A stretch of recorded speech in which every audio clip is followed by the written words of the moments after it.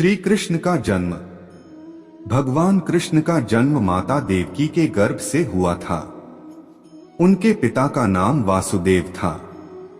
देवकी को उसके भाई ने कैद कर लिया था, क्योंकि आकाशवाणी ने कंस की मृत्यु की भविष्यवाणी कर दी थी कि कंस का वध देवकी की 8वीं संतान के हाथों से होगा। लेकिन जैसे ही कृष्ण का जन्म हुआ, सब प्रहरी सो गए और बंदीगृह के ताले टूट गए और सब द्वार अपने आप खुल गए। वासुदेव ने कृष्ण को उठाया और यमुना पार करके अपने मित्र नंद बाबा के घर ले गए और उनके घर में उसी रात पुत्री का जन्म हुआ था, उसे वहां से ले आए थे। कहा जाता है कि यह कृष्ण की मायावी चाल थी। जन्म के समय भगवान ने माता पिता को पूर्ण रूप से दर्शन दिए और उन्हें बताया, मुझे अपने मित्र नंद बाबा के घर भेज दो और उनकी बेटी को अपने पास ले आओ। आप चिंता मत करो, जेल के सभी सिपाही सो जाएंगे और जेल का दरवाजा अपने आप खुल जाएगा। यमुना नदी भी आपका मार्गदर्शन करेगी। जैसा कि भगवान ने कहा था, यह हुआ और फिर भगवान विष्णु ने बच्चे के रूप में जन्म लिया। कृष्ण का बचपन। पिता वासुदेव जी ने बालक श्री कृष्ण को कारागार से निकालकर यमुना नदी को पार किया। जब अपने मित्र वृंदावन में नंद जी के घर पहुँचे, वहां पर यशोदा जी के पास बालक कृष्ण को छोड़ दिया और उनकी बेटी के साथ लौटे। अंदर आते ही जेल के दरवाजे अपने आप बंद हो गए।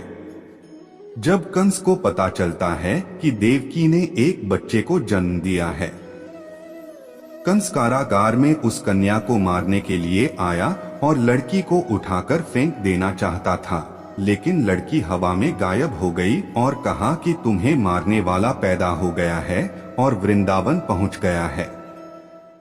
कंस कौन था? मथुरा के राजा कंस देवकी के भाई थे। शादी के बाद वह अपनी बहन देवकी को ससुराल छोड़ने जा रहा था कि अचानक रास्ते में तेज तूफान आ गया और आसमान में जोर से बिजली चमकी और यह एक आकाशवाणी थी। उस आकाशवाणी में कहा गया कि आपकी बहन के गर्भ से पैदा हुआ 8वां पुत्र यानी देवकी, जिसे आप खुशी खुशी उसके ससुर के घर ले जा रहे हैं, आपको मार डालेगा। उज्जैन में कृष्ण बलराम की शिक्षा। श्री कृष्ण का वनवास समाप्त हो रहा था और अब राज्य को भी भय लगने लगा था। इसलिए श्री कृष्ण और बलराम को दीक्षा के लिए उज्जैन भेजा गया। उज्जैन में दोनों भाइयों ने अपनी शिक्षा और दीक्षा ऋषि सांदीपनी के आश्रम में शुरू की थी। भगवान कृष्ण और रुक्मिणी का विवाह। मध्य प्रदेश के धार जिले में अंजेरा नाम का एक शहर है। उस समय राजा भीष्मक शासन कर रहे थे।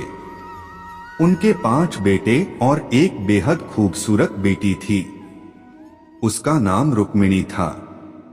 उसने खुद को भगवान कृष्ण को समर्पित कर दिया था।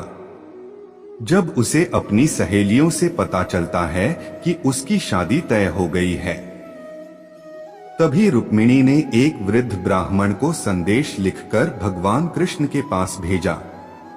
श्री कृष्ण को जैसे ही यह संदेश मिला, वे तुरंत चले आए। श्री कृष्ण आए और रुक्मिणी का अपहरण कर द्वारकापुरी ले आए।